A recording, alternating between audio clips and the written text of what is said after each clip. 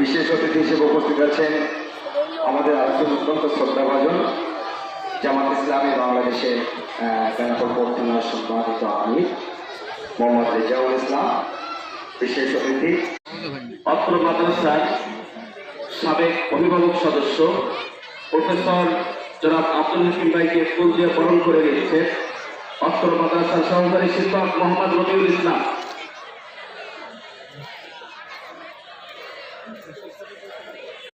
বেনাপোল মদিনাতুল উলুম ফাজিল মাদ্রাসার আজকে এই বার্ষিক পরীক্ষার ফল প্রকাশ ও বিতরণের পুরস্কার বিতরণ অনুষ্ঠান আজকের সভাপতি সভাপতি অত্র প্রতিষ্ঠানের মাননীয় অধ্যক্ষ মহোদয়। আমাদের মাঝে আজকে প্রধান অতিথি হিসেবে উপস্থিত থাকবেন অতিরিক্ত জেলা প্রশাসক নাজিমুল আলম।